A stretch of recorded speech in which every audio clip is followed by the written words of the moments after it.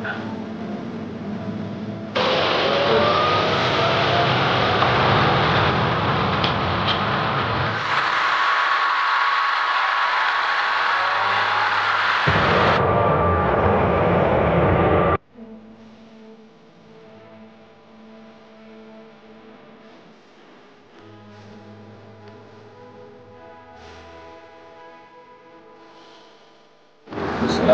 warahmatullahi wabarakatuh. Hari ini kita menuju Masjidil Haram untuk bersama-sama melaksanakan ibadah sholat pada salat subuh berjamaah di Masjidil Haram seperti jam 4.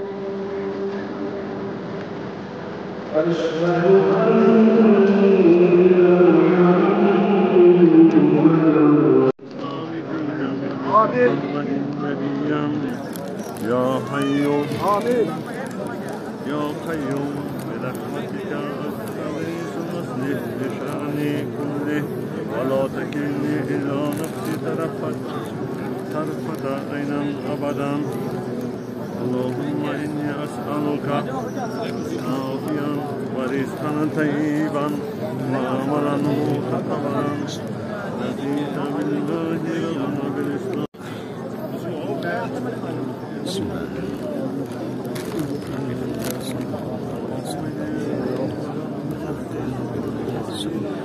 وفي الآخرة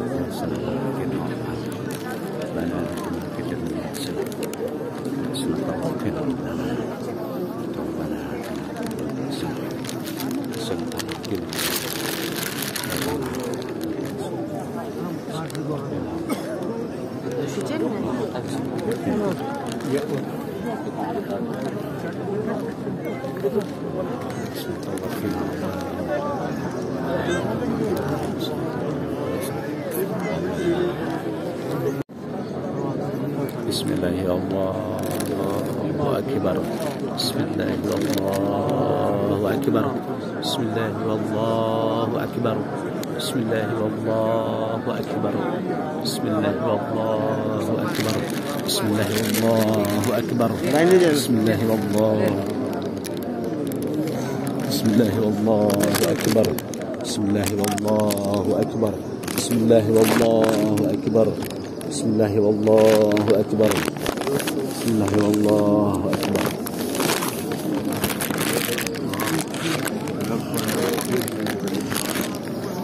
Bismillah Allahu Akbar. Bismillah Allahu Akbar. Bismillah Allahu Akbar. Bismillah Allahu Akbar. Bismillah Allahu Akbar. Bismillah Allahu Akbar. Bismillah Allahu Akbar. Bismillah Allahu Akbar. Bismillah Allahu Akbar. Bismillah Allahu Akbar.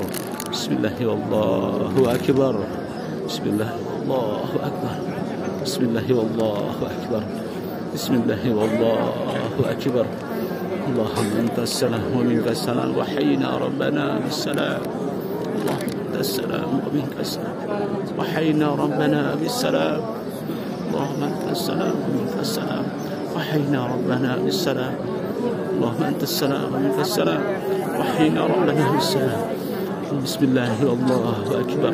بسم الله والله أكبر. بسم الله والله أكبر. بسم الله والله أكبر. بسم الله والله أكبر. بسم الله والله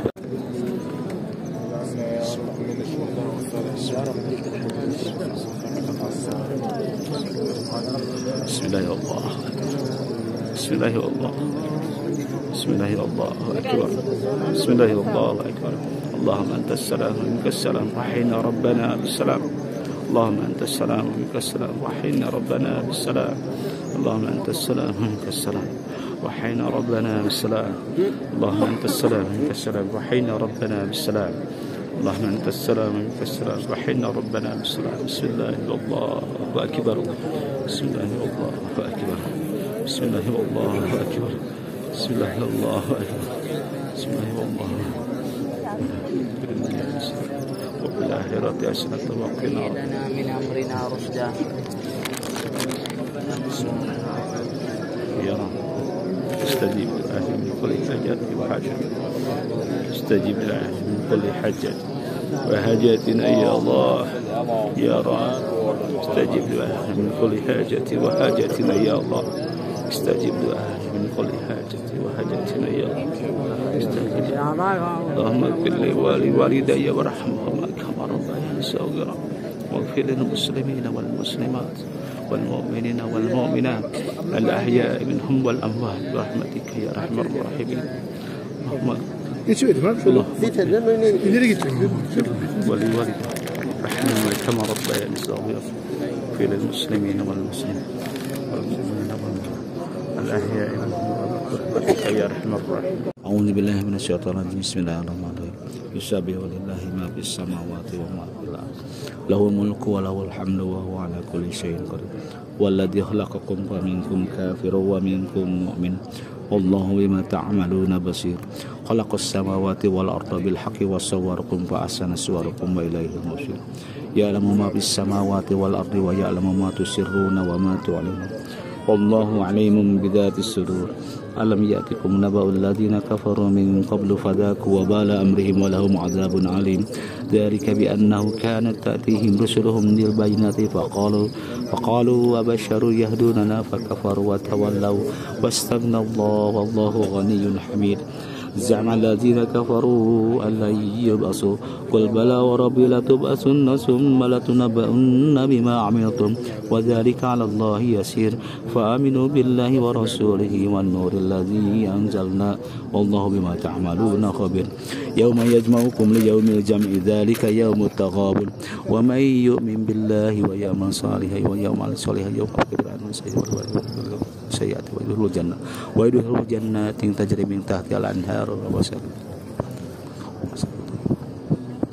ذلك الفوز العظيم وأخرى تحبونها نصر من الله وفتح قريب نصر من الله وفتح قريب وبشر المؤمنين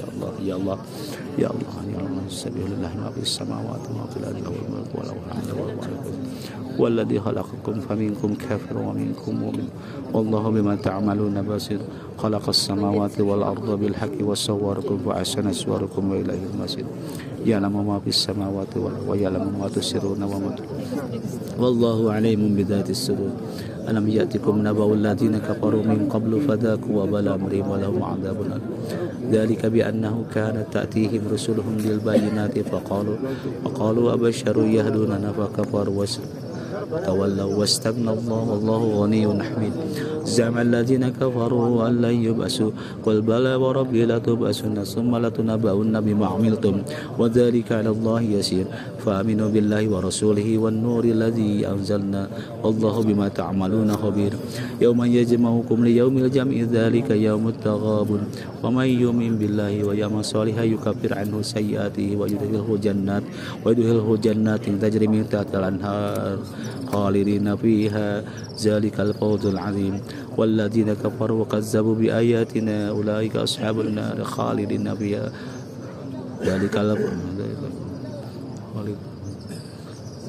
الذين كفروا وكذبوا بآياتنا أولئك أصحاب النار خالدين فيها وبئس المصير.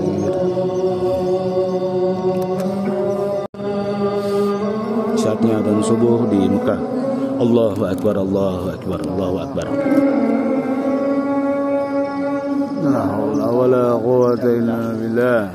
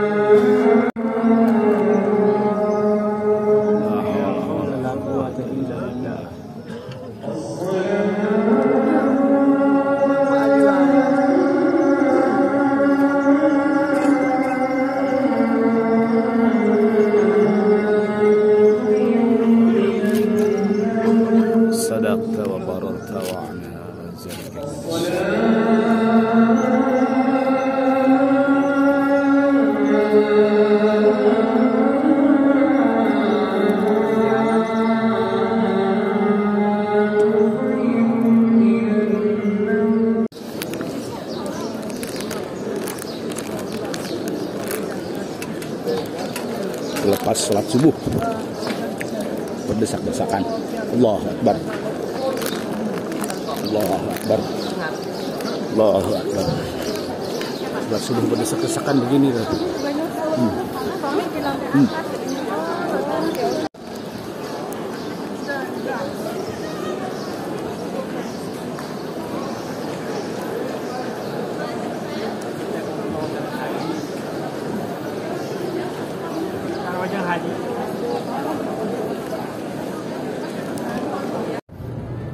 City Tour.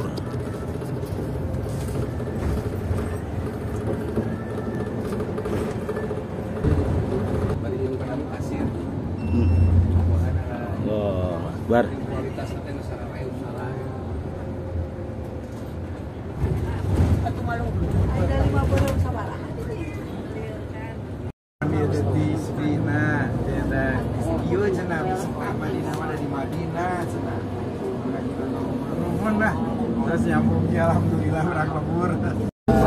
Wa ta'ala amma yushrikun. Allahu Akbar. Allahu Akbar. Allahu Akbar. Subhanalladzi sakhkhara lana hadza wa ma kunna lahu muqrinin wa inna ila rabbina lamunqalibun. Allahumma inna nas'aluka fi safarina hadza albirra wattaqwa wa minal amali ma tarda. Allahumma hawwin alaina safarana hadza watwi anna bu'dahu. Allahumma antas sahibu bis safari wal khalifatu fil ahli. Allahumma inna. Itu Rasul datang ke rumahnya Abu Bakar radhiyallahu anhu. Kemudian Abu Bakar itu sudah menyiapkan untanya karena mau hijrah ya, udah siapkan untanya. Rasul datang ke sahabat Abu Bakar radhiyallahu anhu. Kata Abu Bakar, kita sudah menyiapkan ininya Rasul unta yang terbaik untuk hijrah. Walaupun ini persiapan saja, kali aja saya diajak. Ketika Rasulullah mengumumkan bahwa Abu Bakar diajak untuk melaksanakan hijrah, itu Abu Bakar menangis. Beliau mengatakan, Abu Bakar, ini bahasanya luar biasa sekali Abu Bakar. Beliau mengatakan begini, tidak ada hari yang membahagiakan kepada kami kecuali hari di mana saat Rasulullah, gimana Ustaz? Anaknya Abu Bakar, Asma binti Abu Bakar. Asma binti Abu Bakar. Dia itu yang memiliki 2 ikat pinggang. Itu setiap pagi itu kalau malam itu ngasih makanan ke Guasur itu. Allah. Si makanya disebutkan 2 ikat pinggang itu, yang ikat pinggangnya disobek satu, yang satu diikat buat dia, yang satu buat makanan diikat. Allah. Bolak-balik ke sana coba. Aduh, ya Allah. Bolak-balik tiap hari. Selama 3 hari di sana. Kemudian kakaknya yaitu Abdullah bin Abu Bakar itu bolak-balik juga. Kalau di pagi hari dia ke Mekah ke sana untuk melihat bagaimana situasi orang Mekah. Nanti di malam hari dia naik sambil membawa domba. Buat apa coba domba kira-kira? Menghapus jejakmu, kata Ariel Dayama. Jadi dihapus. Masya Allah. Tapi tidak ada hubungannya dengan Ariel ini ya. Nah itu untuk untuk menghapus saja jejaknya gitu ya. Sampai ke sana bolak-balik. Itu Asma itu. Luar biasa. Sok mangga ada sekitar 5 menit nanti ceritanya kita sambung. Antingnya itu sampai patah gitu ya. Itu tapi Asma itu Bu tidak nangis, tidak itu wanita yang luar biasa sekali. Asma itu. Nanti Asma menikah dengan seorang kesatria dan kaya raya juga. Kira-kira bapak-bapak, ibu-ibu ada yang tahu Asma menikah dengan siapa? Itu Abdullah bin Zubair. yang kedua Mus'ab bin Zubair, yang ketiga Urwah bin Zubair. 3 orang anak ini. Abdullah bin Zubair cita-cita itu di depan Ka'bah. Di depan Ka'bah ketika orang ini dengan satu sahabat mulia Ibnu Umar, itu keempat orang ini di depan Ka'bah dia bilang begini, kata Abdullah bin Abu Bakar, anak usia 1 15 tahun, yang 1 12 tahun, yang 1 9 tahun, yang 1 12 tahun. 15 yaitu Zubair bin Awam. Dan Zubair bin Awam dengan Asma menikah memiliki 3 orang anak. Ibnu Umar cita-citanya ingin Allah mengampuni dosa saya. 4 orang ini. Waktu menjelang tanpa ada intrik politik, tapi mereka berempat itu meningkatkan kualitas, semuanya jadi. Abdullah bin Zubair menjadi khalifah radhiyallahu anha. Kenapa? Bibinya. Dari bibinya itu Urwah. Mus'ab benar-benar menikahi 2 wanita langsung. Jadi bapak-bapak ibu-ibu, kalau ada anak yang mempunyai cita-cita ingin menjadi gubernur dan menikah 2 wanita langsung, tolong dicari.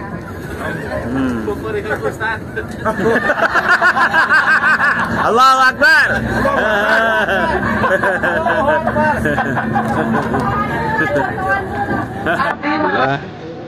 Sudah sampai di Bukit Jabal Rahmah yang beristirahat.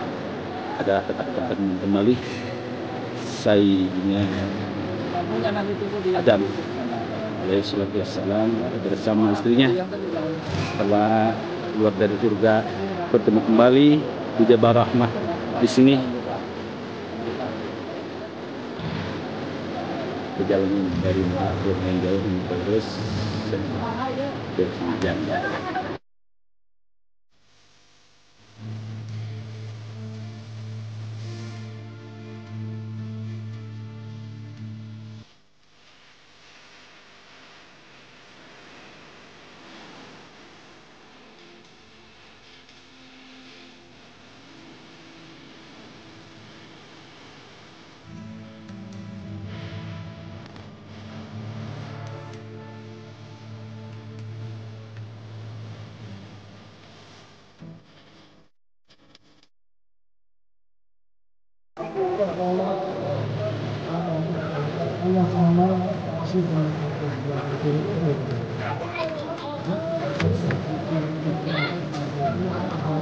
Alhamdulillah sekarang sudah menepati puncaknya Jabal Rahmah.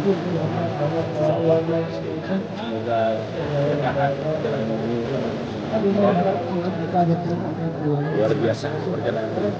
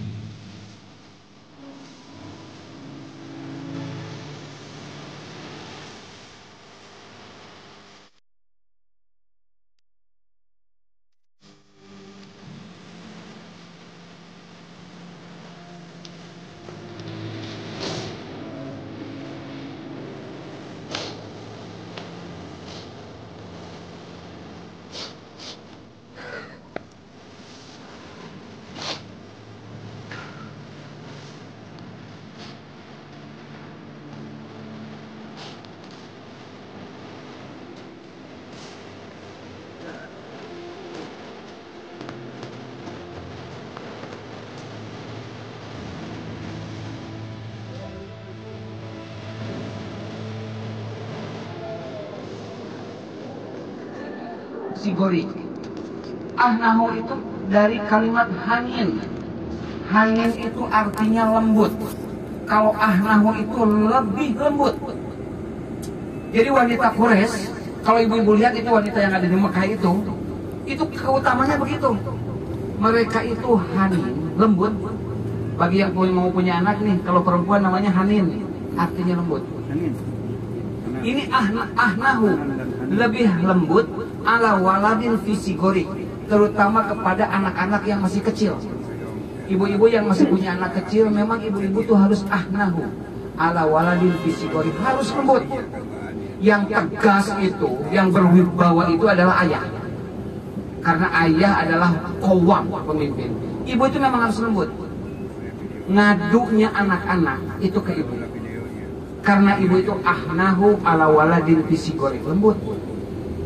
Ya kayak ibu-ibu di sini lah ya, ke anak-anak tuh lembut kan ya? Ya Allah. Amin. Melotot sekedip makan wajar, artinya namanya juga ada manusia ya. Tapi tetap harus ahnahu hanin.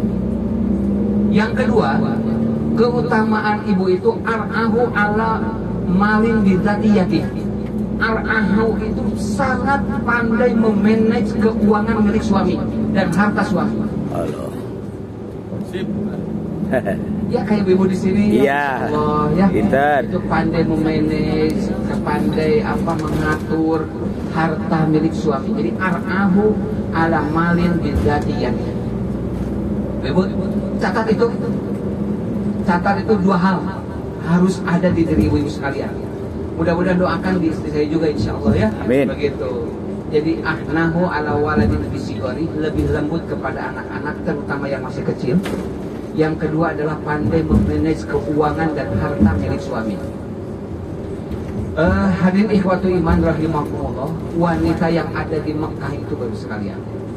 Itu saya kemarin menyampaikan rata-rata ibunya itu wajahnya awet muda, gitu ya, awet muda, karena dia mengeluarkan anaknya banyak. Makanya kalau ada ibu yang mengeluarkan anaknya banyak, itu rata-rata wajahnya itu baby face. Ya. Betul, kalau anaknya banyak. Kalau jadi insya Allah Ustaz Heri ya nanti ya istrinya lebih banyak mengeluarkan agar mujahid semua itu. Amin. Dan ibu-bapak dan ibu sekalian juga. Ustaz Atimah dan Tosdiru dan incu atau dibanyakin.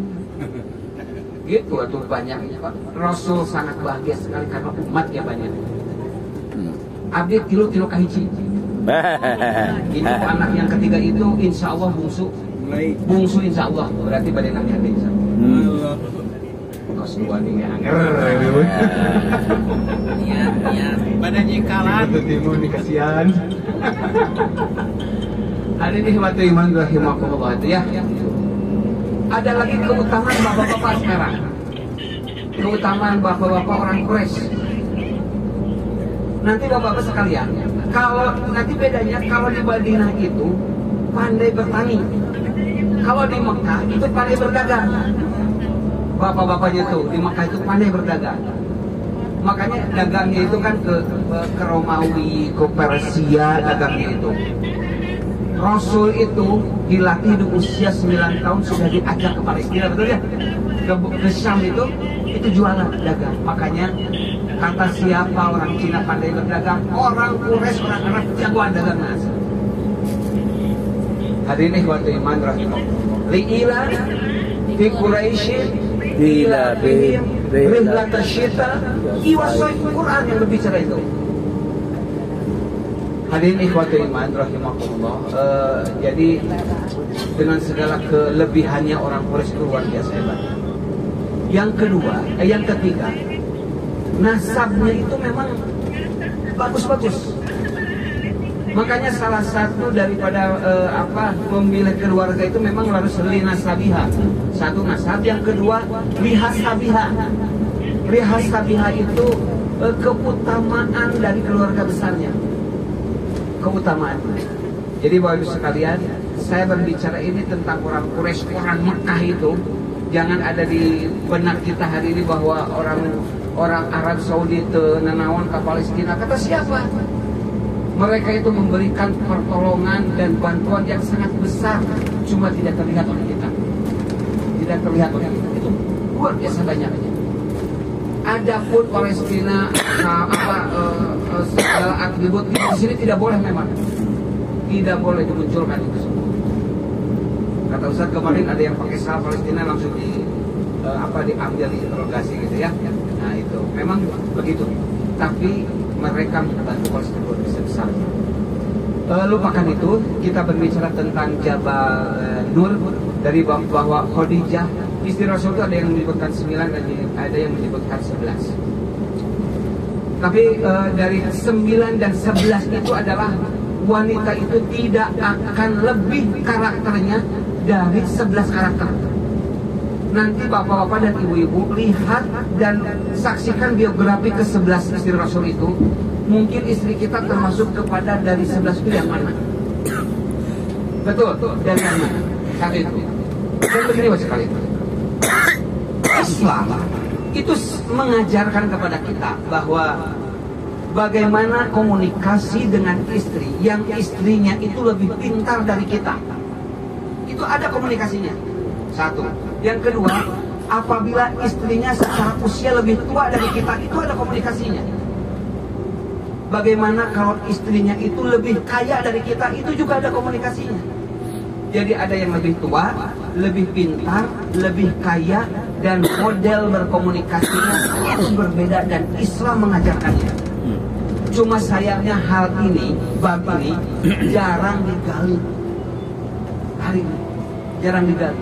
Komunikasi dengan istri yang istrinya itu lebih kaya dari kita. Bagaimana komunikasinya? Itu Islam mengajarkan itu semua. Cuma sayang hari ini rumah tangga kita itu sangat sedikit untuk mengkaji hal ini dari Islam. Hari ini ikhwatul iman rahimakumullah, saya akan berikan untuk menutup agar ibu-ibu dapat istirahat. Akan menutup sebuah komunikasi berbicara dengan istri yang lebih pintar dari kita. Di istri Rasul siapa yang lebih pintar? Aisyah. Aisyah yang lebih pintar. 5.348 hadis dihafal. Ranking ketiga yang hafal hadis.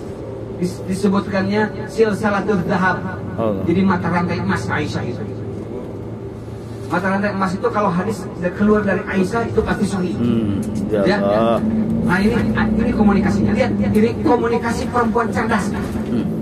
Jadi bapak-bapak kalau ada perempuan yang seperti itu berarti istri kita cerdas. Dia bilang begini guys, ya Rasulullah, kalau ada 2 kebun, kebun ini adalah kebun yang sudah dipakai untuk mengembala kambing, yang satu lagi belum pernah dipakai untuk mengembala kambing. Kira-kira Rasul milih yang mana? Dasar lah. Wanita cerdas semua kayak mukadimah kalau ngomong itu. Pakai mukadimah. Kata Rasul ya yang belum dipakai untuk mengembala. Langsung masuk ke inti masalah. Ya Rasulullah, kenapa masih memikirkan wanita tua itu sementara yang lebih muda dan cantik ada di hadapanmu? Aisyah luar biasa bahasanya. Aisyah bilang begitu. Kenapa Rasul masih memikirkan wanita tua yang sudah tiada itu, sementara Rasul berhadapan dengan wanita yang lebih cantik dan lebih muda di hadapan Rasul? Ngomong wae Pak, wanita cerdas mah harus hati-hati gitu. Dasar Pak. Rasulullah SAW kemudian menjawab, apakah ada yang lebih hebat daripada Khadijah? Ini jawab Rasul. Kata Rasul mengatakan ini harus dengan cerdas lagi. Apakah ada yang lebih hebat dan cerdas daripada Khadijah? Aisyah cicing begitu. Karena ada beberapa hal yang tidak dimiliki oleh Aisyah.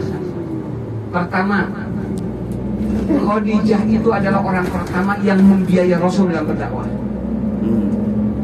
Yang kedua, Khadijah itu punya anak, Aisyah tidak. Ya. Yang ketiga, Khadijah itu adalah perempuan pertama yang beriman pada Rasul. Aisyah belum. Jadi 3 keutamaan Khadijah dan tidak dimiliki oleh Aisyah. Gitu ya. Jadi bapak itu hanya sekedar contoh berdialog dengan perempuan yang cerdas. Ada lagi nanti berdialog dengan perempuan yang cerewet. Itu ayat rekor dino Islam apa?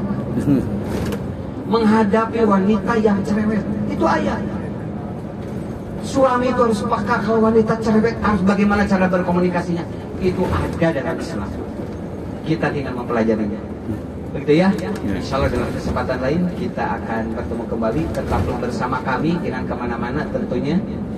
Setelah pesan-pesan berikut ini. Assalamualaikum warahmatullahi wabarakatuh. Salam.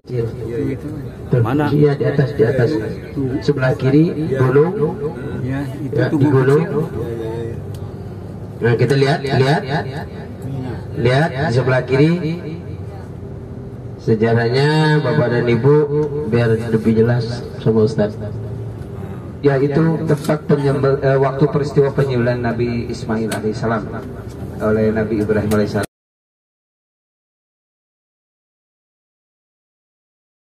Ini aroka fil manam.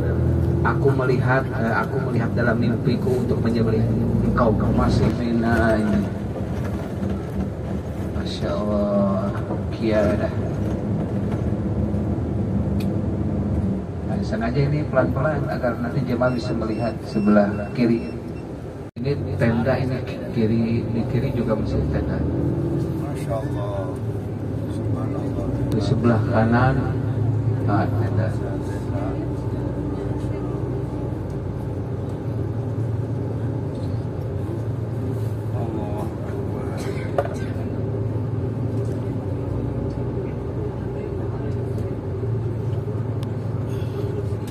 Di sebelah kiri ada 4 lantai untuk jamarat, untuk meletakkan. Bukan?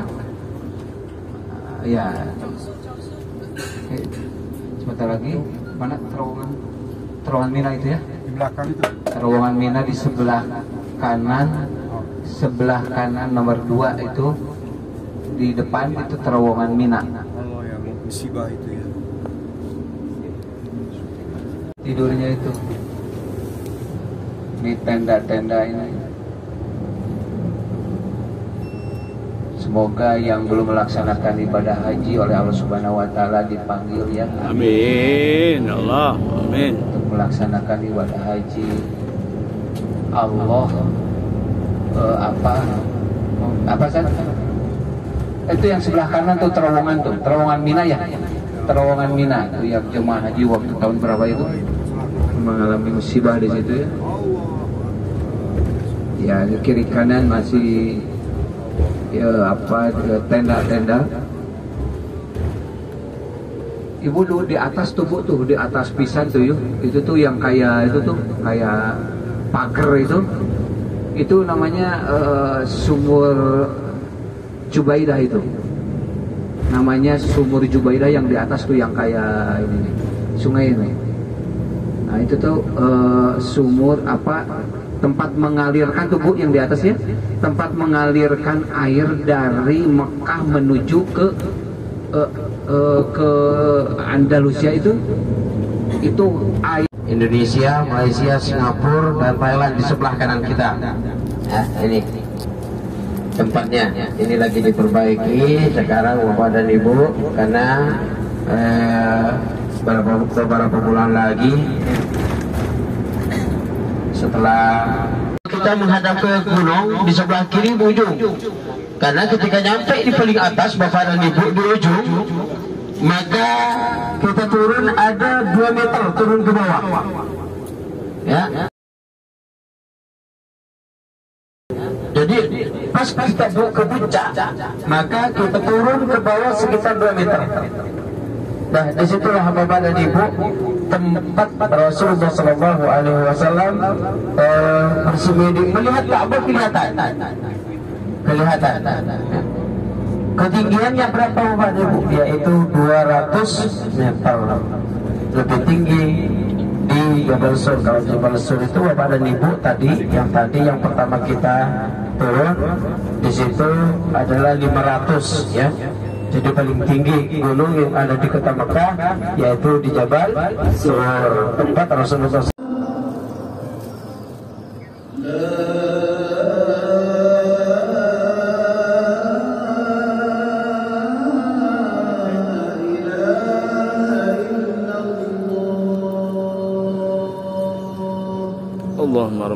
akan melaporkan juga dari TV One, sekarang sedang live bersama Ustadz kita di sini dari Masjidil Haram bersama reporter kesayangan Anda. Seolah-olah di situ tidak ada kehidupan. Masya Allah.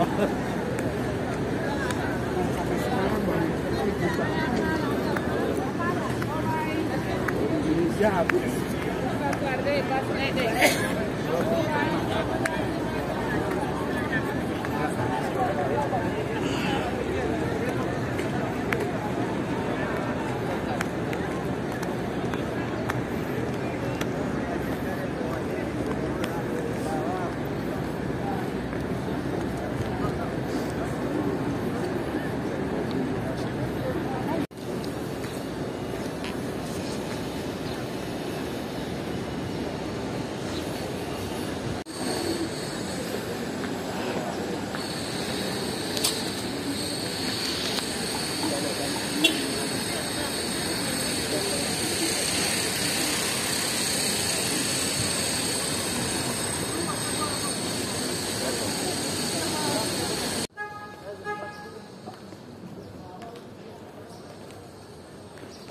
Nah, dua yang nama tuh.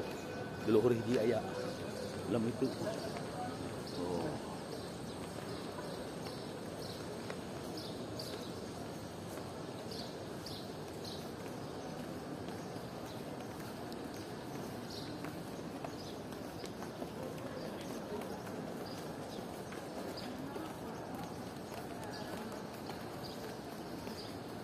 Subhanallah.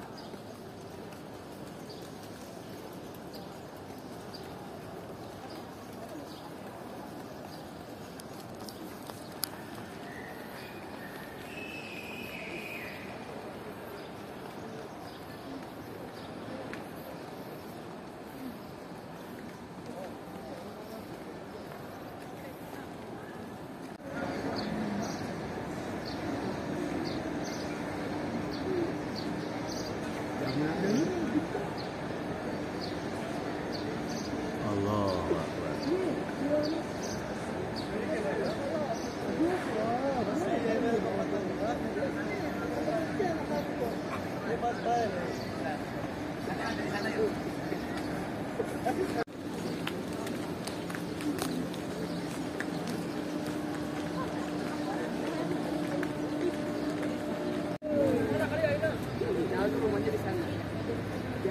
Rumahnya Rasulullah yang dijadikan perpustakaan atau maktabah.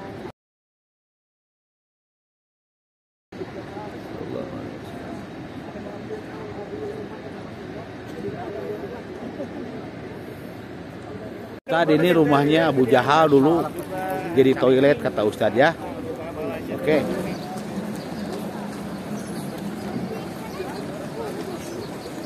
Masjidil Haram.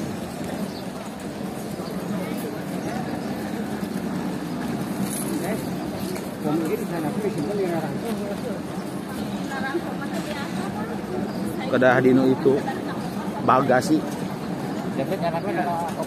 Oh, tapi kena dilakban. Nah itu. Minar station itu.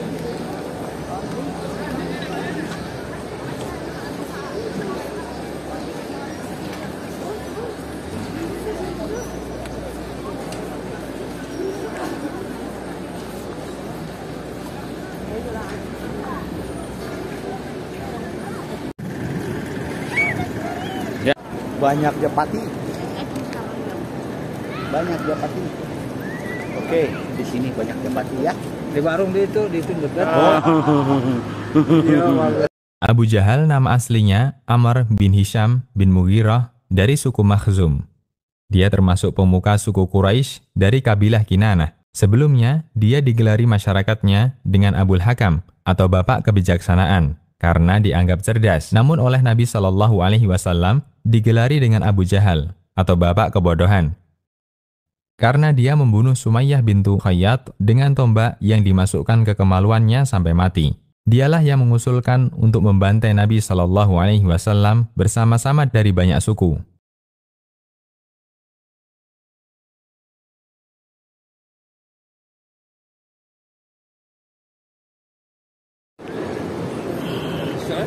Wilujeng siang. Assalamualaikum warahmatullahi wabarakatuh. Menjelang salat zuhur di Masjidil Haram. Ini dari pelatarannya sudah tampak jemaah antusias untuk bersama-sama melaksanakan salat zuhur berjamaah. Barakallah, barakallah. Subhanallah, alhamdulillah, wa la ilaha illallah, wallahu akbar. Zam-zam.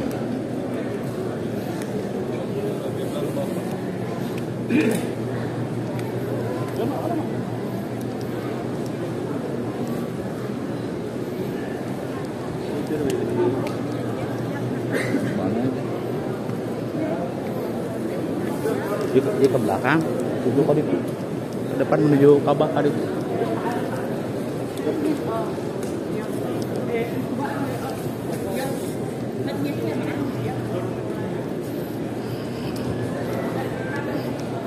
Komplek Masjidil Haram.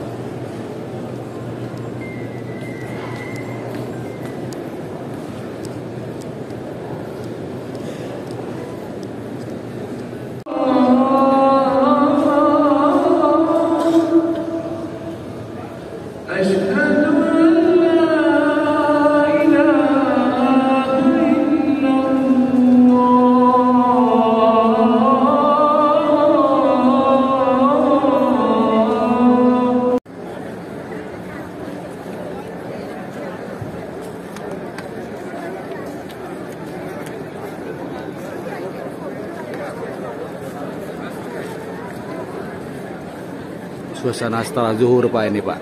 Ini update.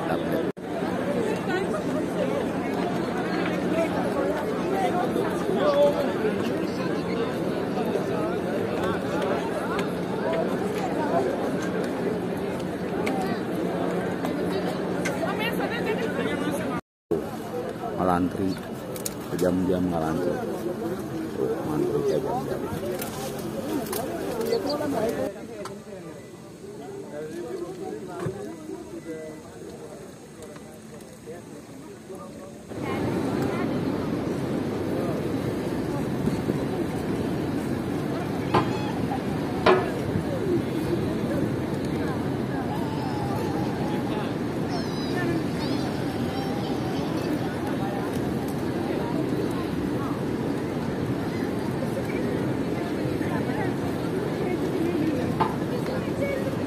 Betul tuh Pak, tuh terus menuju Salin, Bade, menuju ke Masjidil Haram.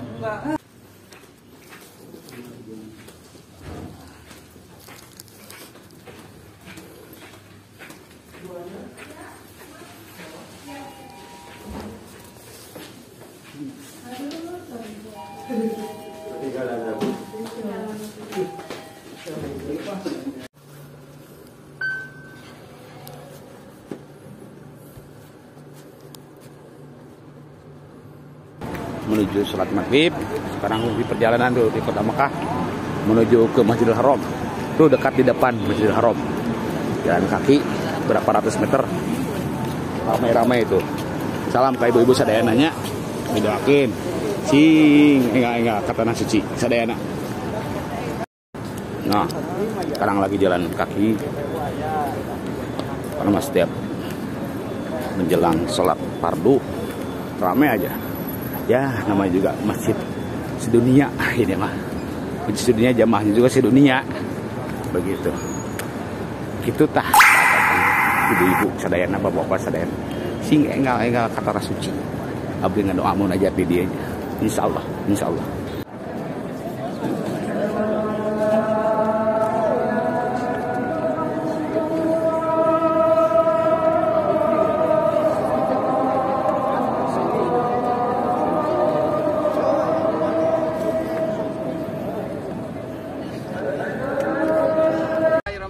Di belakang kita adalah penampungan air zam-zam. Jadi air zam-zam ini ditampung dan menurut cerita saya tadi tanya-nanya itu ternyata air zam-zam itu pusatnya memang dekat Ka'bah. Kemudian ditampung di sini di zam-zam, di sini penampungan di belakang kita itu ditampung dan Madinah pun mengambilnya dari sini. Jadi beribu-ribu liter dari Mekah itu dibawa ke Madinah. Dan alhamdulillah sudah ribuan tahun air Zam-Zam sampai hari ini, dan insya Allah sampai hari kiamat tidak akan pernah habis dan tidak pernah berhenti. Dan itu salah satu mukjizat Allah Subhanahu wa taala. Assalamualaikum warahmatullahi wabarakatuh. Assalamualaikum warahmatullahi wabarakatuh. Sebagaimana di belakang kita adalah Istana Raja Salman. Dulunya ini adalah Jabal Qubais. Dulu Jabal Qubais dijadikan sebagai kakeknya Rasulullah SAW itu kalau minta hujan di Jabal Qubais. Dulunya ini Jabal Qubais atau atau Bukit Qubais. Dan ini Rasulullah SAW ketika Fathul Mekah dari sebelah sana itu Fathul Mekah, itu kaum Quraisy itu melihat dari Jabal Qubais, melihat pasukan Rasulullah yang 12.000 itu dari Fathul Mekah dari sana. Nah, orang-orang Quraisy ada di atas di sana melihat Rasulullah SAW. Jadi ini adalah bukit yang bersejarah, banyaknya peristiwa yang terjadi di sini, Jabal Qubais. Dan ini dijadikan sebagai tempat istana Raja Salman dan tamu-tamu luar negeri dari para pejabat harus dari pejabat itu nginepnya di sini, gitu ya, nginepnya di sini. Insya Allah nanti kita akan kesana lagi. Assalamualaikum warahmatullahi wabarakatuh. Bismillahirrahmanirrahim. Assalamualaikum warahmatullahi wabarakatuh. Hari ini hari Jumat pukul 3 dini hari kurang 5 menit waktu Saudi Arabia. Insya Allah kami akan melaksanakan tawaf wada atau tawaf perpisahan, di mana hari ini merupakan hari terakhir kami berada di Mekah, dan hari ini sebagai penutupnya dengan melaksanakan tawaf wada. Demikian, terima kasih. Assalamualaikum warahmatullahi wabarakatuh. Subhanallah, alhamdulillah, wa la ilaha illallah, Allahu akbar. Jumat ini begitu padat buat kami menguras keringat. Mudah-mudahan Allah terima amal ibadah kami ya Rabb. Ijabah doa-doa kami semua ya Allah. Pengurus Petako Gading Timur, pengurus DKM Al-Muhajirin Petako Gading Timur ya Rabb. Ijabah doa-doa kami ya Rabb. Permudah urusan kami ya Allah. Berkahi rezeki kami ya Allah. Berilah kami rezeki yang luas ya Allah, dan berkah untuk beribadah kepadamu ya Rabb. Dan siapapun yang berniat untuk melaksanakan umrah ya Allah, segerakan ya Allah untuk pergi ke Baitullah. Amin ya rabbal alamin.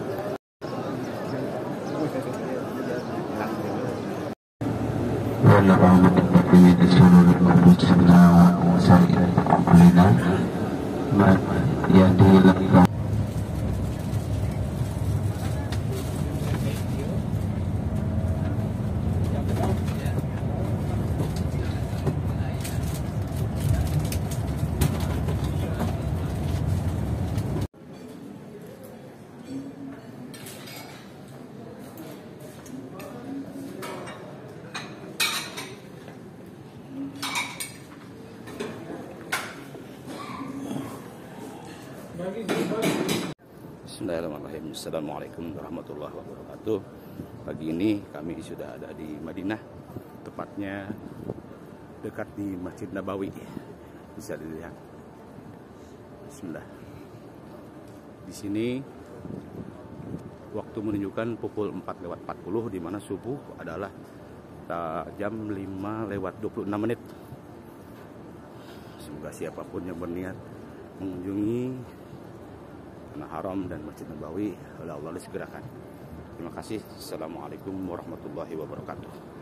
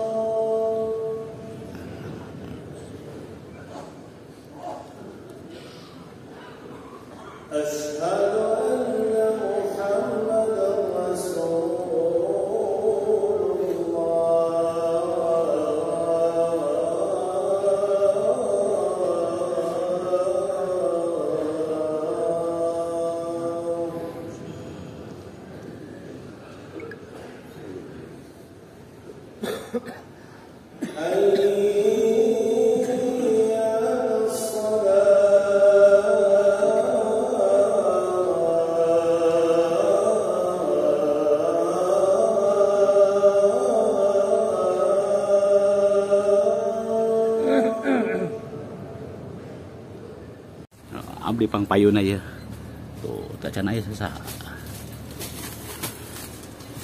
Abdi di payun ya sadayana dadah. Untuk ibu-ibunya bersama Mbak Anissa ya, nanti jangan sampai ada yang terpisah.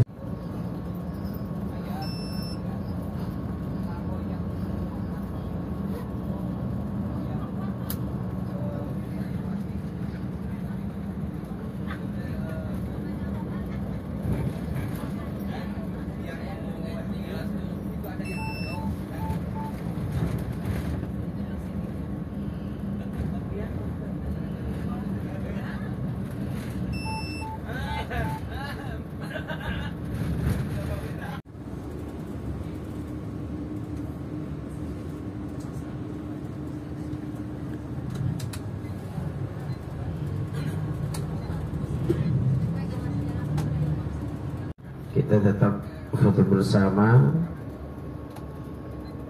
walaupun nanti misalnya tidak boleh pakai banner atau spanduk, tapi kalau masih bisa pakai spanduk maka kita akan pakai spanduk.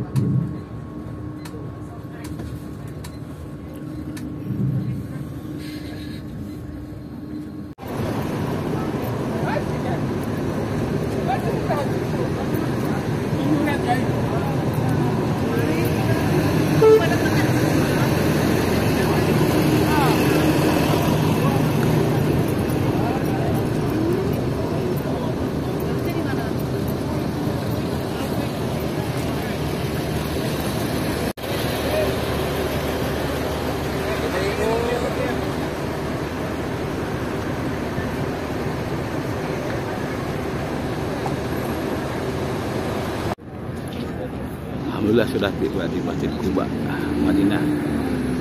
Masjid.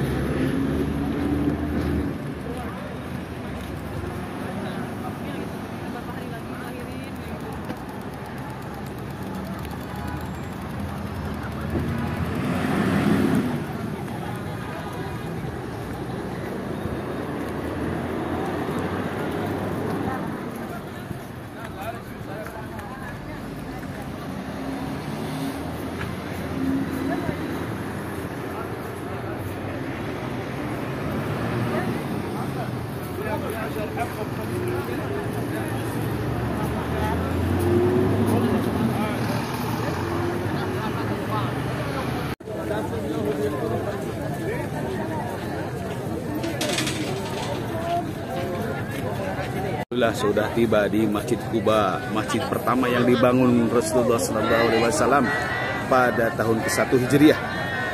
Ya Allah, Masya Allah. Masjid Quba ini terletak di Madinah.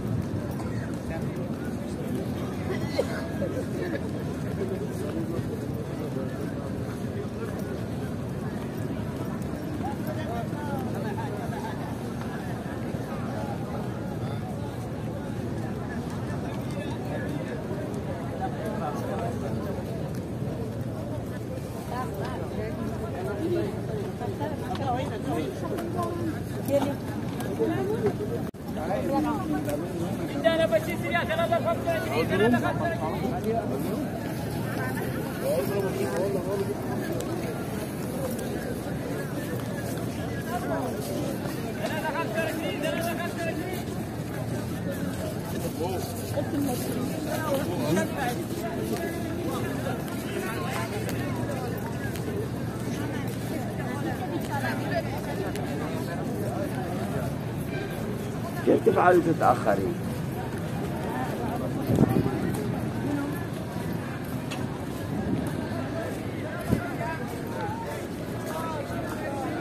Kita kieu mah hangat, biasanya mah panas.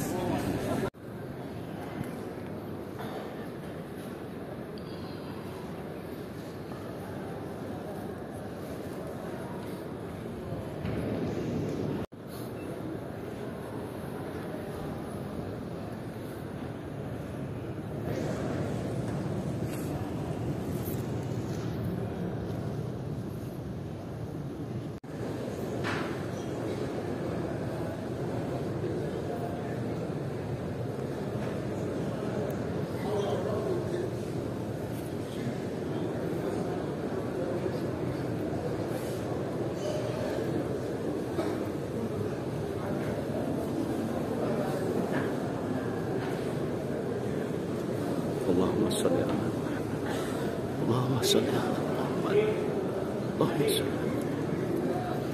1, 2, 3.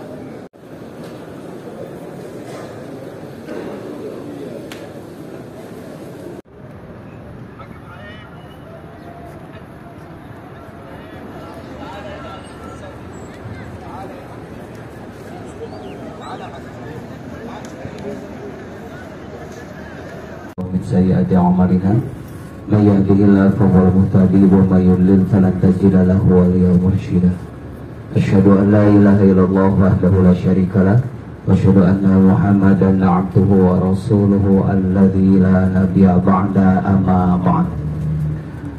Puji dan syukur kehadirat-Ilahi Rabbi Allah Subhanahu wa Ta'ala yang telah memberikan berbagai macam kenikmatan kepada kita, dan yang Allah sudah memberikan kesehatan kepada kita sekalian di pagi hari ini, dan yang dalam keadaan masih sakit, semoga Allah Subhanahu wa Ta'ala menyembuhkan dan sehat seperti biasa. Amin. Dan tanpa kami ucapkan terima kasih kepada mutawif kita Ustadz Sulaiman yang luar biasa membantu kita untuk logistik, transportasi, dan seluruh kegiatan yang ada di Mekah dan Madinah. Untuk itu kami teriring doa jazakumullah khairan katsira Ustaz, dan semoga Ustaz diberi kesehatan, sehat walafiat, barakallahu fikum. Bapak Ibu hadirin rahimakumullah, sedikit menyambung kemarin apa yang disampaikan oleh saya kemarin berkenaan tentang Madinah. Madinah itu yang pertama kali Rasulullah SAW hijrah dari Mekah ke Madinah itu pertama kali ke Qiblatain dulu. Di Qiblatain itu kemudian Rasulullah SAW membangun masjid. Kemudian yang dibeli dari 2 orang anak yatim, dan oleh Rasulullah tanahnya dibeli. Dan Rasulullah SAW menginap di rumahnya Abu Ayyub Al-Ansari radhiyallahu anhu di atas. Jadi Rasulullah ada 2 tingkat rumah Abu Ayyub Al-Ansari itu. Cuma saya belum menemukan di mana dulu rumahnya Abu Ayyub Al-Ansari. Belum menemukan, mudah-mudahan ya ada informasi mungkinnya nanti dari Ustaz atau siapa gitu di mana rumahnya Abu Ayyub Al-Ansari. Rasulullah itu berada di atas, Abu Ayyub Al-Ansari ada di bawah. Dan ini menjadi sebuah sejarah yang yang tidak bisa ditinggalkan begitu saja. Kelak Abu Ayyub Al-Ansari itu meninggalnya di Bapak Abu Ayyub Al-Ansari meninggalnya di Turki. Saat nama jawab Turki. Nah, 100.000 hadiah ucapan terima kasih. Teriring doa jazakumullah khairan. Abu Ayyub Al-Ansari itu di Turki, di benteng Konstantinopel, dan itu yang menggerakkan Muhammad Al-Fatih setelah melalui laut tidak bisa masuk ke benteng Konstantinopel, kemudian bawah tanah juga tidak masuk, akhirnya dia arahnya itu ke hutan, memindahkan 100 kapal dalam semalam dengan menggunakan gelondongan kayu yang dibalur dengan minyak zaitun. Itu 100 semalam 100 kapal laut yang dipindahkan oleh Muhammad Al-Fatih. Dan yang menggerakkan Muhammad Al-Fatih adalah melihat kuburan sahabat mulia Abu Ayyub Al-Ansori di benteng Konstantinopel. Di kita banyak kuburan pahlawan, orang-orang hebat, orang ulama di negeri kita, tapi tidak sanggup menggerakkan kita. Muhammad Al-Fatih bisa menggerakkan dirinya itu dan bala tentaranya dengan hanya melihat kuburan Abu Ayyub Al-Ansori radhiyallahu anhu. Dan Bapak Ibu hadirin rahimakumullah, nanti di kuburan Baqi kita insya Allah akan city tour di Madinah ya saja, di Masjid Nabawi. Kita kembali di Madinah, bahwa setelah dari Kuba kemudian Rasulullah SAW masuk ke Madinah. Di Madinah pun Rasulullah SAW wakaf tanah itu dulunya Masjid Madinah ini, Nabawi itu dulunya tempat menjemur kurma. Jadi kurma kering itu, kurma basah dijemur itu di sekitaran Masjid Nabawi. Nah, tanahnya dibeli oleh Rasulullah SAW, kemudian dibangun masjid. Jadi Bapak Ibu sekalian, dimanapun berpijak Rasulullah SAW, dan ini menjadi sebuah konsep nanti umat Islam, bahwa dimanapun dia menempati sebuah daerah, yang difikirkan itu pertama kali adalah masjid. Kita juga sama Bapak, kalau membeli rumah tidak hanya view dulu, tapi di mana masjidnya. Kalau sekarang ini menjadi konsep yang diambil oleh non-Islam, masjid itu.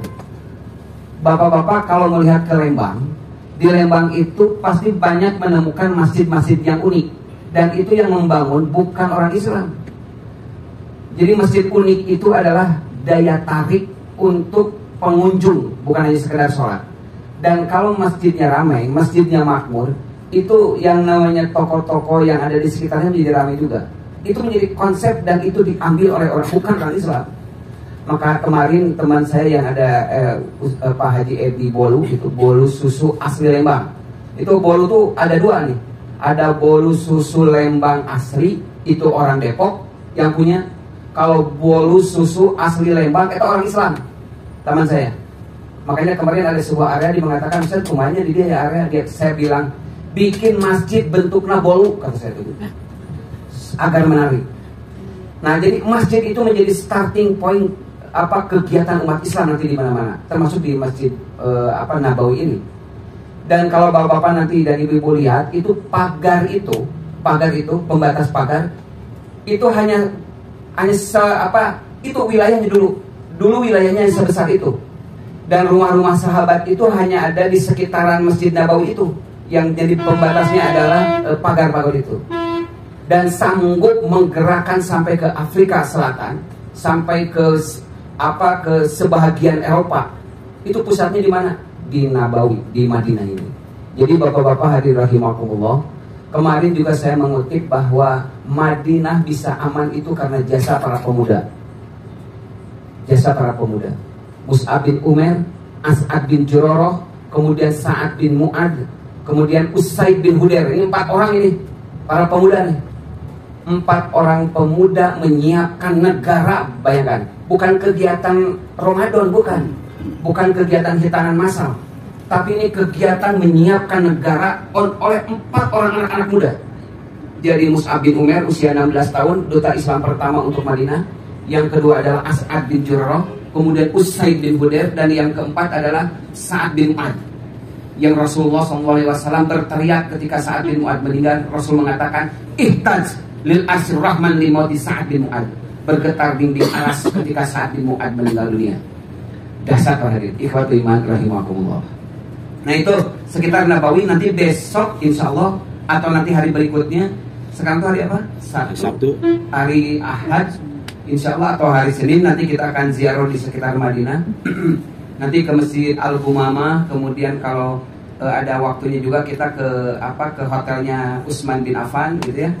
Kemudian nanti juga kita akan ke tempat-tempat yang lain lah untuk melihat di seputaran yang ada di sini. Hari ini buat iman rahimakumullah, hari ini kita akan ke Uhud. Insya Allah setelah ke pasar kurma. Pasar kurma tidak ada nilai sejarah, cuma ada nilai sejarah belanja saja buat ibu-ibu ya itu. Tapi ada bakso ayam bu ibu, 10 real bakso negara dengan 2, aduh nikmat tentunya. Jadi pada didinya mangga. Nah itu untuk pasar kurma. Nah untuk di Uhud, masya Allah, luar biasanya. Ya, kalau tidak punya keberanian masa ini. Baik Bapak Ibu hadirin rahimakumullah, nanti di Uhud sebagaimana kita tahu bahwa nanti di sejarahnya di Uhud itu adalah peristiwa yang terjadi yang umat Islam hampir kalah di Uhud itu. Rasulullah SAW sampai gigi gerahamnya kemudian gigi itunya akan patah ya di Uhud itu. Dan sahabat mulia paman Rasulullah SAW Hamzah juga meninggal di Uhud. Kemudian siapa lagi, Abu Dujanah juga, bukan Abu Jandanya, Imam Abu Dujanah meninggal juga nanti di Uhud. Dan Uhud itu luar biasa ya, banyak peristiwa-peristiwa. Tapi saya ingin menyampaikan begini, Bapak Ibu hadirin rahimakumullah, kalau peristiwa Uhud malah semuanya juga pada tahu ya. Ada di Bukit Rama, kemudian umat Islam kalah gitu ya oleh Khalid bin Walid, dan Khalid bin Walid belum masuk Islam pada waktu itu, dan strateginya luar biasa Khalid. Dan yang satu-satunya orang yang bisa mengalahkan Khalid bin Walid itu adalah Rasulullah SAW. Yang lain mah sanggup melawan Khalid, termasuk Raja Romawi tidak sanggup. Sampai mengatakan Raja Romawi itu ke Khalid, kamu itu cenayah luar biasa sekali. Khalid mah sudah, aduh ya Allah, satu-satunya panglima perang yang meninggalnya di atas kasur, bukan di medan peperangan. Jadi kalau ingin melihat orang hebat, jago perang, jago strategi perang, belajarlah dari Khalid.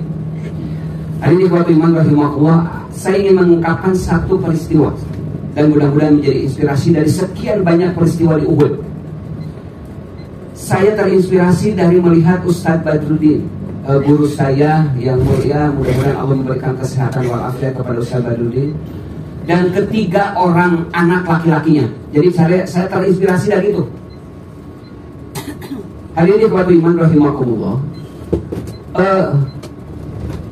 Amr bin Jamuh, Bapak Ibu sekalian. Amr bin Jamuh itu usia sudah tua, kaki pincang, datang kepada Rasulullah SAW dengan 3 orang anak laki-lakinya yang hebat-hebat. Ya seperti Awildan, kemudian Ustadz Jahid, kemudian Ustadz Burhanuddin gitu. Itu 3 orang anak datang pada Rasulullah, itu Amr bin Jamuh datang pada Rasulullah. Kemudian dia mengatakan, ya Rasulullah, kata Amr bin Jamuh nih, izinkan saya untuk perang Uhud. Ketiga orang anak laki-lakinya kemudian protes, ya Rasulullah, bukankah bapak saya ini dengan kakinya yang seperti ini kondisinya, dengan usia yang sudah tidak muda lagi, apakah ada dispensasi gitu ya, apakah ada keringanan? Kata Rasulullah SAW, kemudian Rasul menjawab dengan sangat bijaksana, wahai Amr bin Jamuh, dengan kondisi kakimu hari ini dan umurmu yang hari ini, itu tidak ada orang yang bisa sanggup untuk menahan dirimu untuk pergi ke Uhud. Sementara kamu anak laki-laki Amr bin Jamuh, kamu tidak punya hak untuk menghalangi bapakmu datang ke Uhud. Amr bin Jamuh mengeluarkan kalimat, Bapak Ibu sekalian. Beliau mengatakan, saya akan menginjakkan kaki pincangku ini ke surganya Allah Subhanahu wa taala. Hari ini ikhwatu iman rahimakumullah, Amr bin Jamuh berteriak ketika umat Islam hampir kalah. Dia mengatakan, ya muslimin, saya mencium bau surga di balik Uhud. Dan Amr bin Jamuh pun wafat meninggal di Uhud. Itu para hadirin. Sahabat itu usia dengan kondisi yang seperti itu, untuk kepentingan Islam itu mereka relanya luar biasa. Saya Pak, kadang-kadang malas kalau pergi ke masjid, sementara diri sehat, masih muda, tapi terkadang malas. Tapi Amr bin Jamuh, ya Allah luar biasa, saya akan menginjakkan kaki pincangku ini ke surganya Allah Subhanahu wa taala. Pengorbanan terhadap Islam yang sangat luar biasa sekali. Nah ini salah satu peristiwa di Uhud selain banyak peristiwa yang lain. Untuk mengakhiri sesi ini, saya akan menyampaikan salah satu kisah sekarang dari ibu-ibu. Seorang ibu-ibu yang sama punya anak 3, anak laki-laki. Namanya Nusaibah binti Ka'ab. Nanti Bapak Ibu sekalian dibuka lagi sirahnya. Nusaibah binti Ka'ab itu punya anak laki-laki. Tentunya ada suaminya juga. Ketika bergemuruh di perang Uhud, Nusaibah kemudian membuka jendelanya, kemudian melihat umat Islam dan Rasulullah bergerak ke Uhud. Kata Nusaibah, wahai suamiku, itu Rasulullah bersama para tentaranya akan pergi ke Uhud. Kata Nusaibah, kata suaminya, saya siap berangkat beserta anak laki-laki saya yang paling besar. Pergi ke Uhud. Kemudian pergi ke Uhud, dua-duanya meninggal. Disampaikan kepada Nusaibah bahwa suami dan anak laki-lakinya yang besar itu meninggal dunia di Uhud. Nusaibah kemudian bersedih. Bersedihnya Nusaibah itu melihat laki-laki yang kedua. Dia mengatakan, wahai nak, panggil aku nanti di surga dengan penampilanmu di jihad di Uhud. Budak nuka 2 Bapak sekalian itu dikirim ke perang Uhud. Tidak lama kemudian datang ada utusan kepada Nusaibah. Nusaibah, anakmu yang kedua meninggal dunia. Nusaibah kemudian menangis, Nusaibah itu. Tapi menangis bukan menangis itu, malah mencari anak yang ketiganya. Anak yang ketiganya kemudian dilihat. Setelah dilihat dia mengatakan, nah, panggil aku nanti di surga dengan jihadmu pada hari ini. Anak yang ketiganya pergi ke Uhud dan meninggal dunia. Kemudian dia datang lagi utusan itu, ya Nusaibah, anakmu yang ketiga meninggal. Kata Nusaibah, aku sudah tidak punya apa lagi kecuali diriku.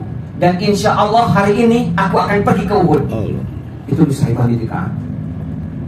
Jadi Bapak Ibu sekalian, ngelawan orang Quraisy, ngelawan para orang kafir itu dengan hanya pisau yang ada di dapur itu. Dan itu melindungi Rasulullah SAW. Dan kakinya kesabat pedang kemudian bergerak dan pingsan. Kemudian dia bangun. Setelah dibangun, yang dicari itu bukan keadaan dirinya, itu Nusaibah. Dia mengatakan, aina Rasulullah, di mana Rasulullah? Ya Allah, cintanya luar biasa kepada Rasulullah SAW, yang pada akhirnya juga Nusaibah itu wafat. Dan kata Rasulullah SAW, dan tersenyum Rasulullah melihat nanti keluarga Nusaibah bin Ka'ab, mereka akan di surganya nanti keluarganya akan berkumpul. Hadirin, banyak peristiwa di Uhud sebetulnya ingin saya sampaikan, tapi mudah-mudahan ini hanya sekedar informasi saja. Dan ini akan menambah juga semangat Bapak-bapak Ibu sekalian untuk jangan melupakan sirah kita, jangan melupakan sejarah yang ada di dalam Islam kita. Banyak, luar biasa, banyak pengalaman, banyak ibrah yang bisa kita ambil. Itu saja dulu yang dapat saya sampaikan. Nanti kita ke kiblat ya. Masjid Kuba, maaf, ke Masjid Kuba. Begitu dulu Ustaz, Bapak Ibu sekalian. Mohon maaf atas segala kekurangannya, mohon maaf sekali lagi. Rabbana atina fid dunya hasanah wa fil akhirati hasanah wa qina azabannar. Aqulu qouli hadza wa astaghfirullah li wa lakum. Wassalamu alaikum warahmatullahi wabarakatuh.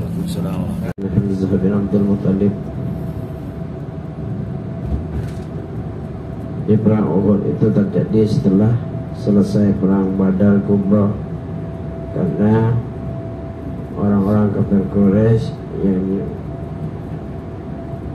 pada mulai dari sebelah kanan kita, yang kalau kita lihat agak dekat Bapak dan Ibu, agak kemerah-merahan, agak kehitam-hitaman.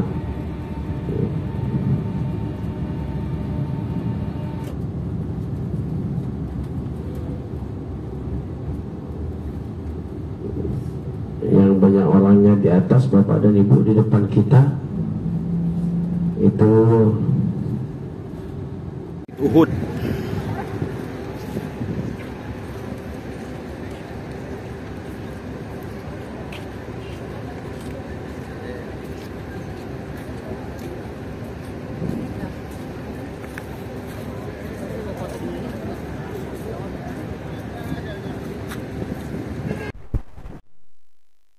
Yang dari Allah ke sini.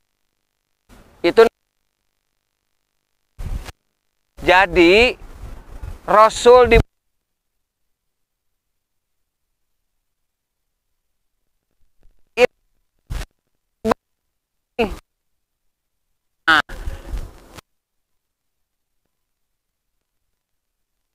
ada satupun dari para pemanah untuk turun ke bawah, kan begitu instruksi pemimpin itu. Jangan ada yang turun. Walaupun gak adanya apapun, jangan ada yang turun, kata Rasul gitu. Karena melihat orang kafir itu suka di bawah, pemanah melihat ghanimah di bawah. Padahal Zubair bin Awam itu sudah menginstruksikan jangan turun, kata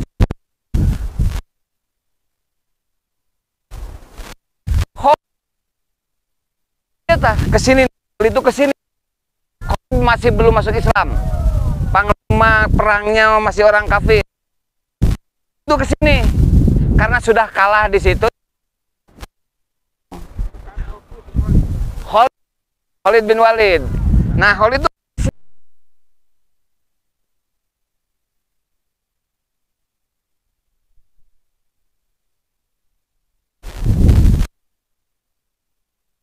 itu termasuk Rasul.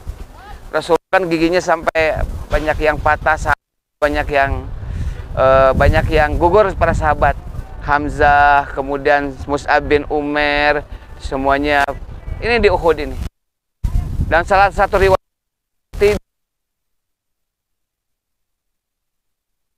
itu, dan satu-satunya gunung yang nanti diabadikan di surga. Karena banyak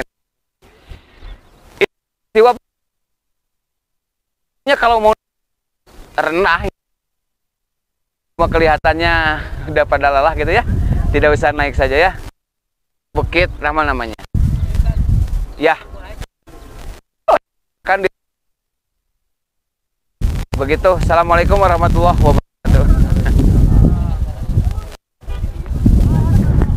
Perjalanan menuju Bukit Para Pemanah atau Ar-Rumman. Disinilah para pemanah Rasulullah. Para pemanah Rasulullah di sini ditempatkan untuk membidik pasukan Quraisy, musuh kafir Quraisy saat itu. Betapa jauhnya pasukan pemanah ini membidik mereka kaum kafir Quraisy yang membangkang nabinya. Allahu Akbar. Allahu Akbar. Allahu Akbar.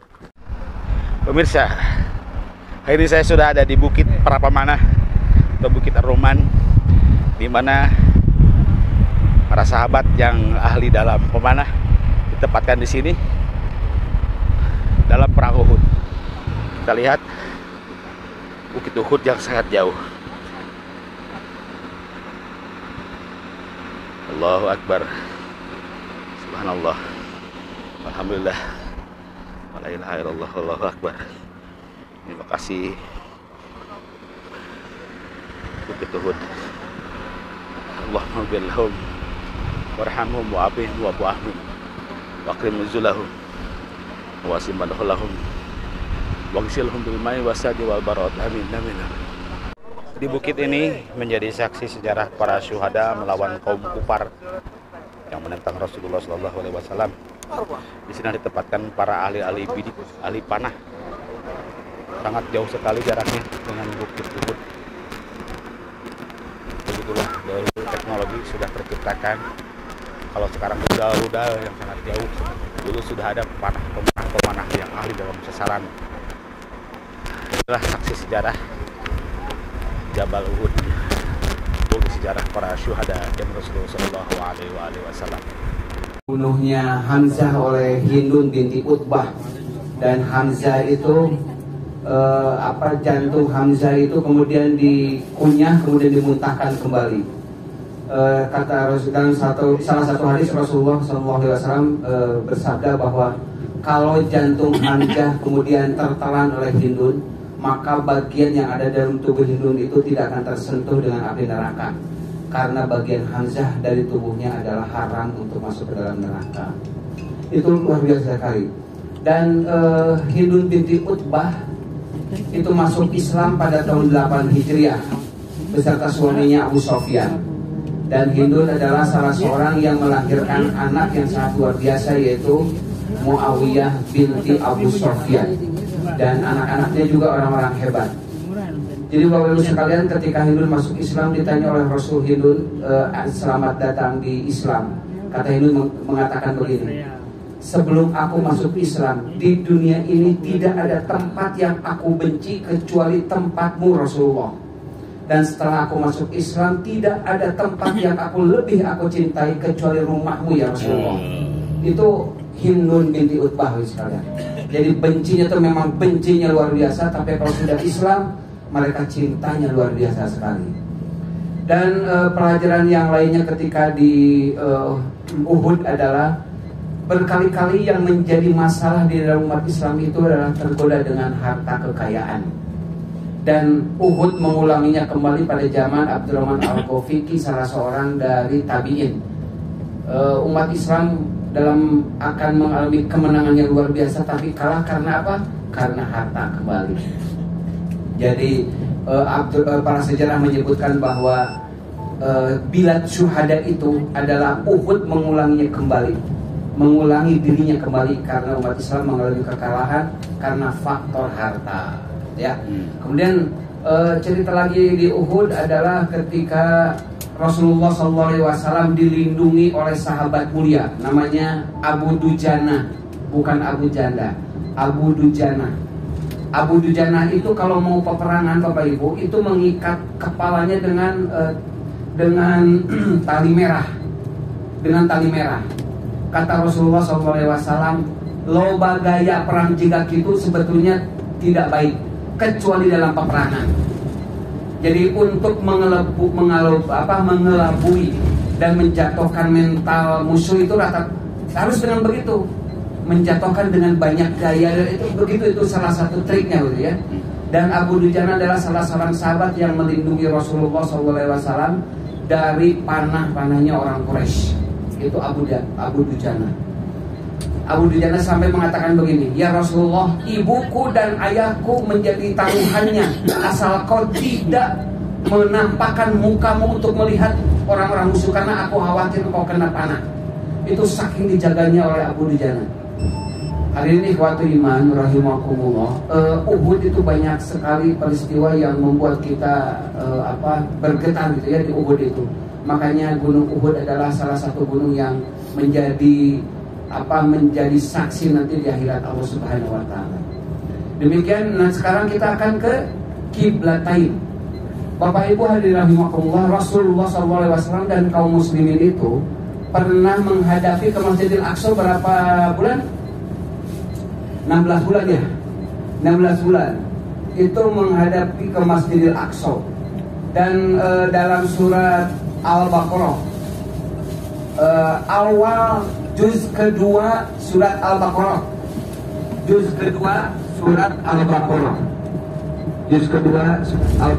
saya yakin Pak Entis membacakan ayat itu. Bismillahirrahmanirrahim.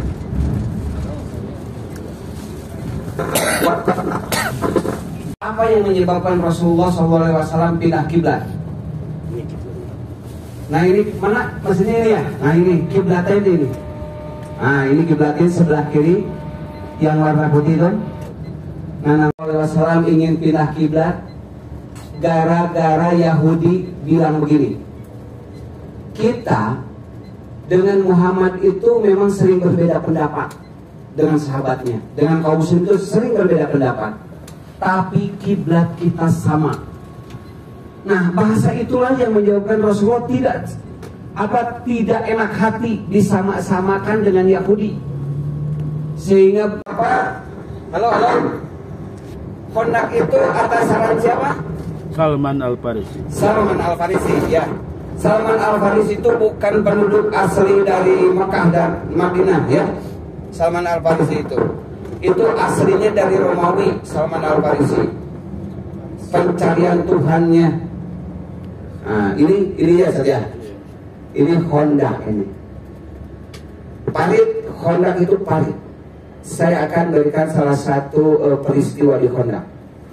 Kan Honda itu gini Pak, membuat parit ada satu batu yang oleh kaum muslimin itu tidak bisa dipecahkan batu itu. Saking kerasnya batu di Honda. Sahabat itu nyerah semuanya. Dan batu itu baru bisa digeser dan dipecahkan oleh Rasulullah SAW seorang. Kemudian ketika dibelah oleh Rasul dan cahayanya sampai ke Romawi itu. Orang Romawi kemudian melihat ini cahaya dari mana, setelah dilihat ternyata cahaya itu datangnya dari Timur Tengah itu. Yang hari itu adalah di Madinah ya. Itu menjadikan tanda bahwa nanti Islam akan sampai ke Romawi itu gara-gara memecahkan batu oleh Rasul. Satu itu. Yang kedua, Honda itu kan hari ini dipakai oleh peperangan ya. Honda itu paling umat Islam dalam keadaan dalam keadaan gelap, kemudian dalam keadaan angin besar, angin kencang sekali di Honda itu. Yang memberikan jarak hanya kaum muslimin di sini di seberang Honda, di seberang parit. Di seberang paritnya itu adalah orang Quraisy. Itu sudah berhadapan. Rasulullah SAW kemudian memerintahkan kepada salah seorang sahabat untuk melihat keadaan orang Quraisy. Keadaan orang Quraisy dilihat. Siapa di antara kalian yang mau melihat keadaan orang Quraisy? Dalam keadaan dingin, angin, gelap, tidak ada satupun sahabat diperintahkan oleh Rasul itu mau. Karena memang kondisi cuacanya yang begitu luar biasa sekali.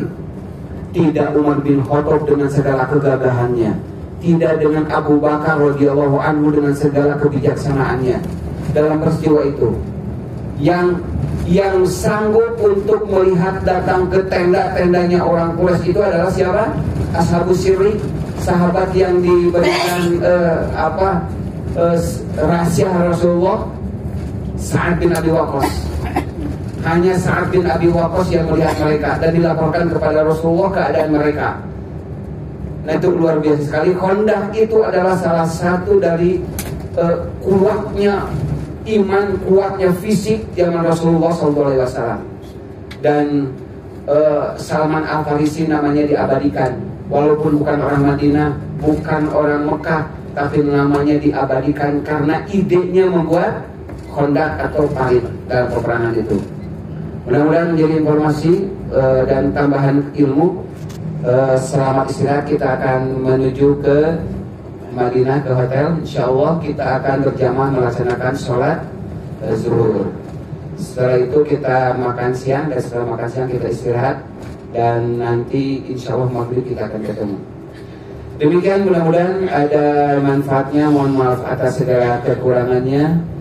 Kebenarannya datang daripada Allah dan Rasulnya, dan sementara kekeliruannya datang dari kami sendiri. Mohon maaf sekali lagi. Rabbana atina fid dunya hasanah wa fil akhirati hasanah wa qina azabannar. Aqulu qouli hadza wa astaghfirullah li wa lakum. Wassalamu alaikum warahmatullahi wabarakatuh. Warahmatullahi wabarakatuh. Get Al-Arqam dulunya itu adalah Darul Arqam. Itu rumahnya dari sahabat mulia Al-Arqam bin Abi Arqam Al-Makhzumi. Jadi tempat dakwah Rasulullah SAW pertama selama 13 tahun. Di tempat inilah orang-orang besar seperti Umar bin Khattab, Hamzah, Ammar bin Yasir itu masuk Islamnya di rumah Al-Arqam. Dan Al-Arqam itu punya rumah, punya properti banyak. Dan salah satunya yang dijariahkan itu adalah di tempatnya ini, Darul Arqam. Dan posisinya ada di bawah Bukit Sofa.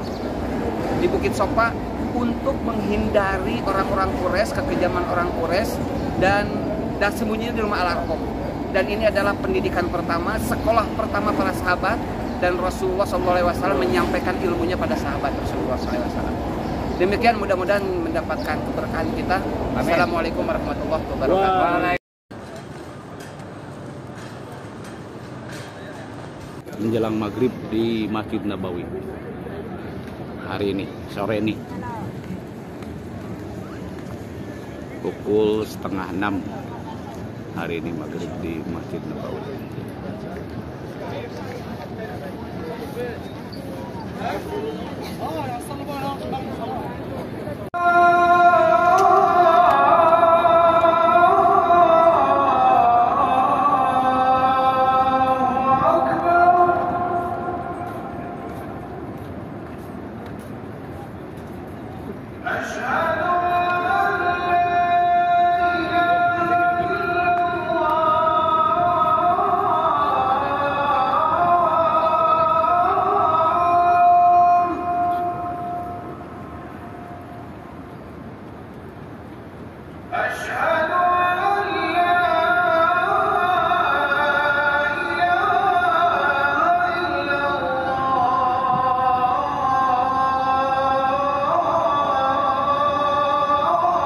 Itu jawabannya.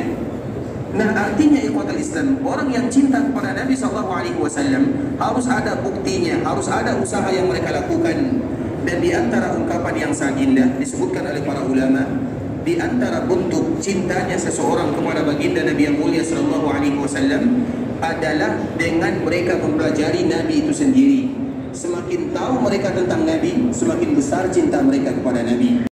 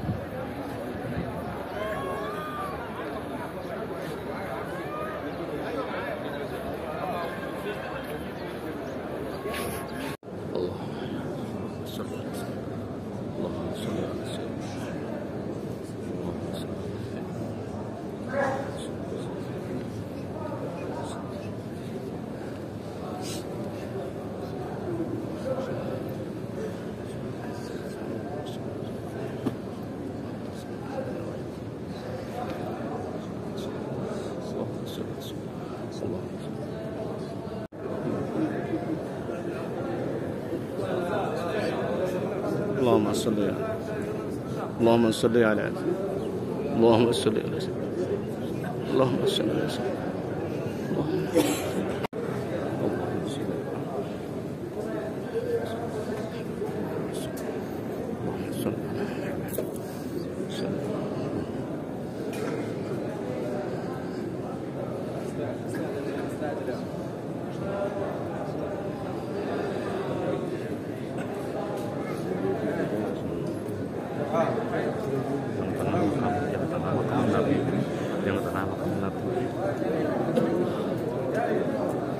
السلام عليك السلام عليك يا رسول الله السلام عليك يا رسول الله السلام عليك يا رسول الله يا رسول الله السلام عليك يا رسول الله اللهم صل على سيدنا محمد اللهم صل على سيدنا محمد اللهم صل على سيدنا محمد اللهم صل اللهم صل السلام عليك يا رسول الله السلام عليك يا رسول الله السلام عليك يا رسول الله السلام عليك يا اللهم صل على سيدنا اللهم صل على سيدنا محمد اللهم صل على سيدنا محمد اللهم صل على سيدنا محمد يا الله اللهم صل على سيدنا محمد اللهم صل على سيدنا اللهم صل على سيدنا اللهم صل على سيدنا اللهم صل على سيدنا محمد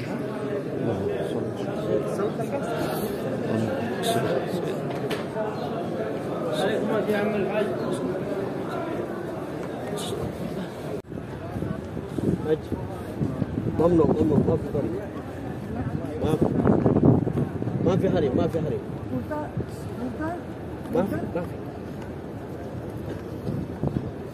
Böyle gelip gidemiyoruz. Ya. اللهم صل على اللهم صل على Mau ditutup Pak, sini Pak. Ayo, baris. Ayo, berlima.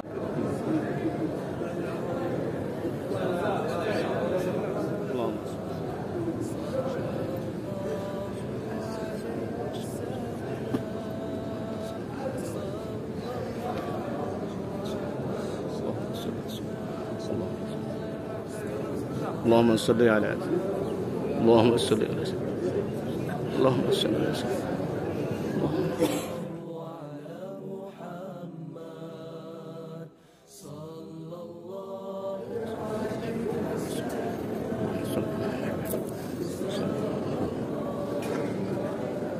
السلام عليك يا رسول الله السلام عليك يا رسول الله السلام عليك يا رسول الله السلام عليك يا رسول الله يا رسول الله السلام عليك يا رسول الله اللهم صل على سيدنا محمد اللهم صل على سيدنا محمد اللهم صل على سيدنا محمد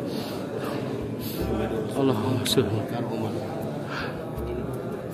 اللهم صل السلام عليك يا رسول الله السلام عليك يا رسول الله السلام عليك يا رسول الله السلام عليك يا اللهم صل على سيدنا اللهم صل على سيدنا محمد اللهم صل على سيدنا محمد اللهم صل على سيدنا محمد يا الله اللهم صل على سيدنا محمد اللهم صل على سيدنا اللهم صل على سيدنا محمد اللهم صل على سيدنا اللهم صل على سيدنا محمد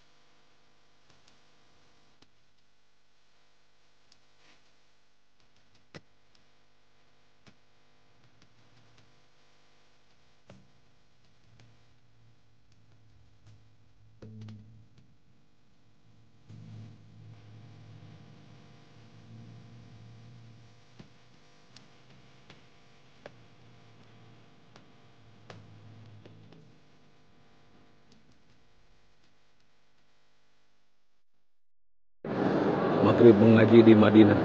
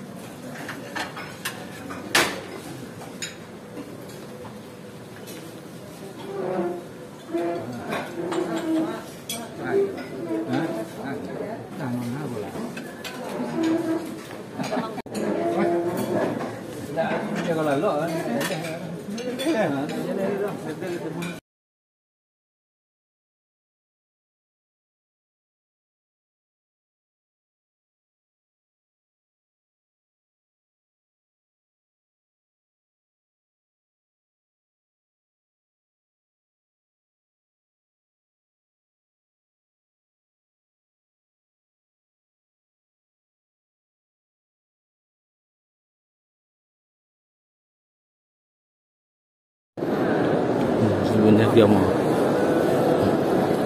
Allah semuanya kita temanya Al-Quran semuanya.